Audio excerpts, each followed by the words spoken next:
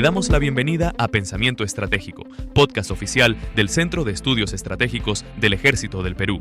Este contenido se encuentra en nuestro sitio web c.mil.pe, en Spotify, Apple Podcasts y YouTube.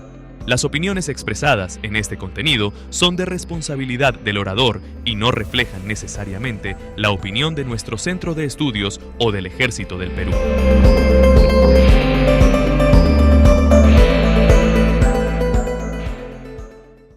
En primer lugar, deseo agradecer al Centro de Estudios Estratégicos del Ejército que me da la oportunidad de hacer conocer a todos los que formamos parte de las Fuerzas Armadas y de la ciudadanía en general sobre el hecho histórico militar más importante de nuestra historia contemporánea.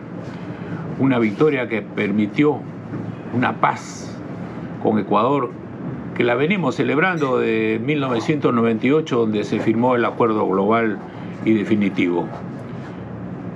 Tuvo que venir una decisión política después de un triunfo militar para cerrar un tema que lo veníamos dilatando en el tiempo. Algunas cuestiones que requieren conocimiento de todos nosotros y que me las hace el Centro de Estudios Estratégicos de nuestro ejército. Los desafíos. Aquí tenemos que ver nosotros que hay una serie de factores que influyen en el establecimiento de una concepción estratégica. El escenario. Lo que hay que tener en cuenta es que se trataba de un teatro de operaciones especial tipo selva. Influye en toda la maniobra. Los medios, nuestras tropas y nuestra logística. Los tiempos. El tiempo que hay que verlo en relación a las condiciones meteorológicas. Hay que conocer que entre Ciro Alegría y el PB1, donde estaba el puesto de mando, solo había un eje de aproximación en un momento donde se cerraba. Es decir, a veces llegaba un helicóptero, a veces ninguno. La actitud. Es importante conocer la actitud de las fuerzas que se enfrentan. Nosotros tuvimos una actitud permanentemente ofensiva, por eso es que teníamos la iniciativa. El enemigo tenía una actitud permanentemente defensiva. Con una actitud defensiva nunca logras un resultado. Con la actitud ofensiva sí, porque tú impones condiciones, especialmente en una zona de selva donde tú puedes atacar al enemigo de cualquier flanco. Las restricciones políticas que nos impusieron, que hay que conocerlas. Nosotros no podíamos atacar ni Coangos ni Cóndor Mirador, donde tenían sus lanzadores múltiples para no aparecer como agresores. Esa fue una condición que me impuso la política. ¿Por qué? Porque ya Ecuador nos había denunciado, como siempre, ellos tienen la victoria de las comunicaciones que siempre nos ganan, y nos habían presentado como un país agresor. Y hay algo que es fundamental, que conocemos todos los militares: el objetivo.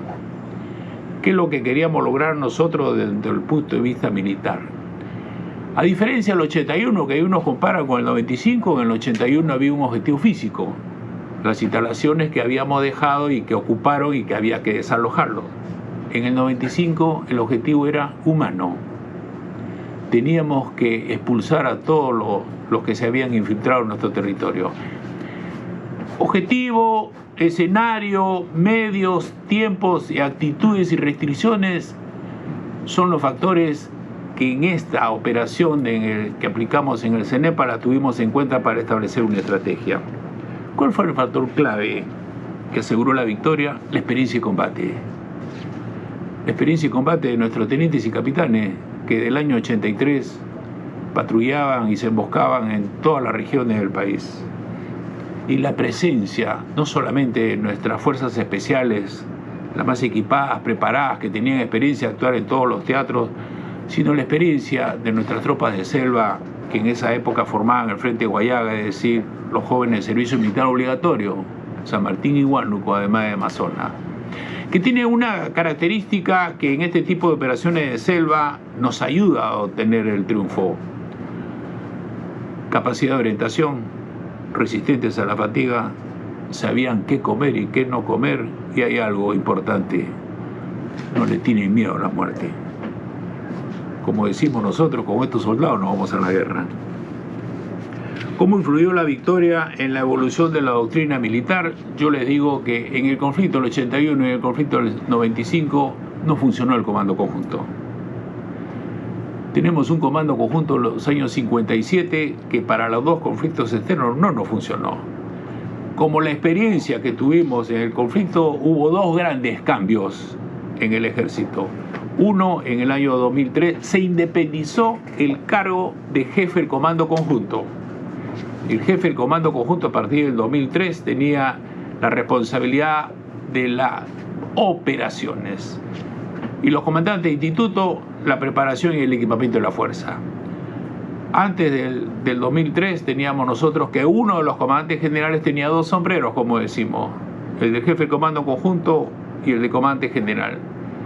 Y eso hacía de que las decisiones no la tomara el comando conjunto, sino los tres comandantes generales. Es decir, el jefe de Estado Mayor del comando conjunto era prácticamente una persona que cumplía las órdenes, pero no era el que planeaba y dirigía las operaciones.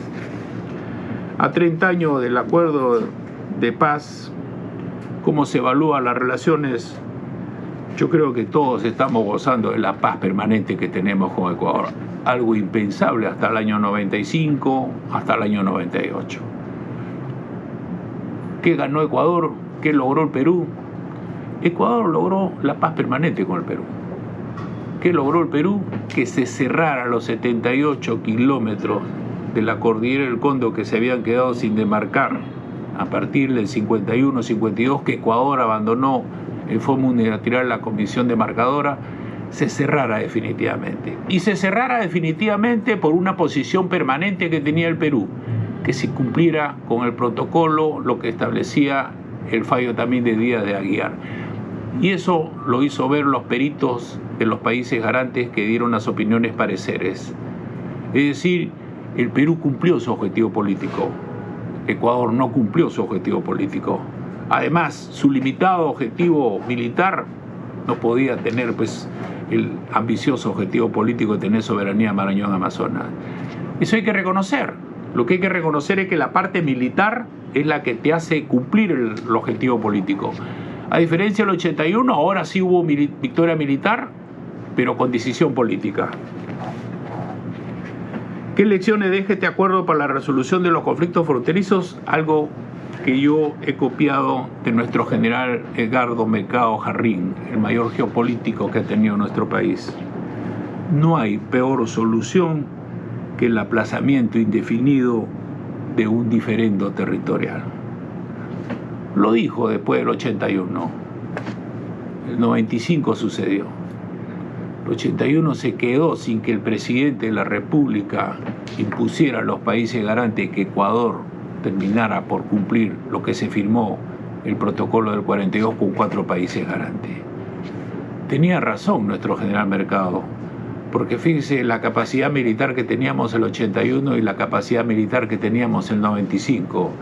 Recordar que el año 83 el ejército del Perú estaba disperso en todo el país combatiendo con Sendero, contra Sendero y contra el MRTA, con el armamento que se compró en el gobierno militar.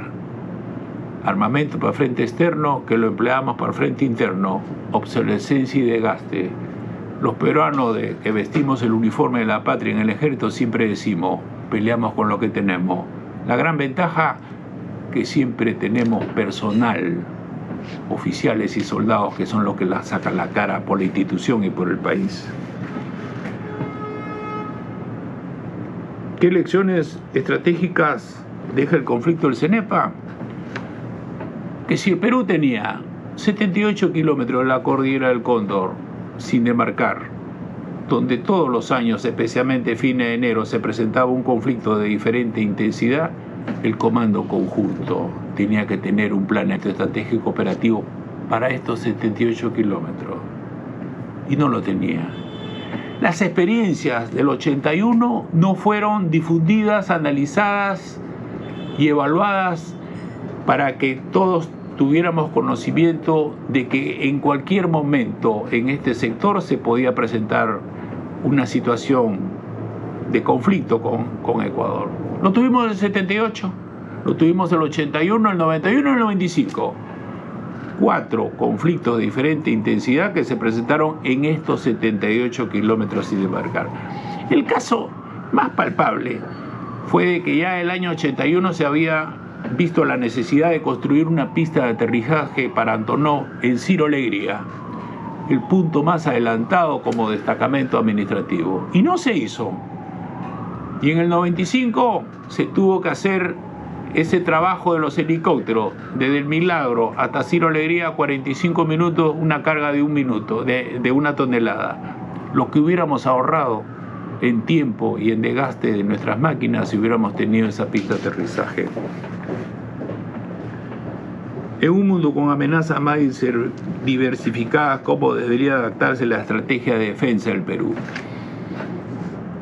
El ejército tiene que saber que hay 2 conceptos: la seguridad que está relacionada con las personas y la defensa que está relacionada con el Estado.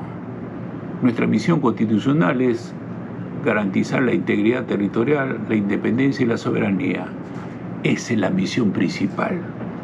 La misión que tenemos hoy día, que estamos cumpliendo diferentes a la guerra, son todas estas amenazas internas que afectan no solamente la protección y la integridad de las personas, sino también del Estado, pero son amenazas no estatales. Nuestro frente externo es lo que tenemos que siempre mirar. La amenaza externa de otro Estado es lo que siempre tenemos que tener en nuestro planeamiento. Hagamos la diferencia, siempre teniendo como base nuestra misión principal, que es la misión constitucional. Después de 30 años, ¿qué mensaje le puedo dar yo a los que participaron conmigo en este conflicto? Es mi reconocimiento y mi respeto a todos los oficiales, personal auxiliar y soldados que, cumpliendo con los principios y valores que nos enseñan en nuestras escuelas y en nuestros cuarteles, arriesgamos nuestra vida para defender la integridad territorial, razón de ser de la carrera militar. Eso es algo que tenemos que valorar, porque nosotros aprendemos los que nos dejaron Bolognesi, Cáceres. Ese es el ejemplo que nosotros tenemos y que después lo ponemos en práctica. En este caso, cuando nos tocó defender la integridad territorial en el conflicto del 95. Mensaje para las nuevas generaciones: la gran responsabilidad que tienen hoy todos los que están en servicio activo, cadetes, oficiales y soldados, para mantener la imagen de nuestra institución. Hoy en día que están enfrentando tareas diferentes, tareas para las cuales no están preparados ni equipados, pero que las autoridades y los ciudadanos lo piden. Hoy los ciudadanos te piden la presencia de los soldados para todo, de las emergencias por los fenómenos naturales hasta la inseguridad ciudadana. Ese es el cuidado que tenemos que tener de la imagen de nuestro ejército, siempre con nuestra presencia, con nuestra acción, con la demostración de nuestros valores y principios que aprendemos, demostremos a la ciudadanía que esa confianza que ellos depositan en nosotros la sabemos demostrar. Un gran abrazo para todos en este 30 años del conflicto del CENEPA, en esta paz permanente con Ecuador, y para el Centro de Estudios Estratégicos de nuestro Ejército. Gracias.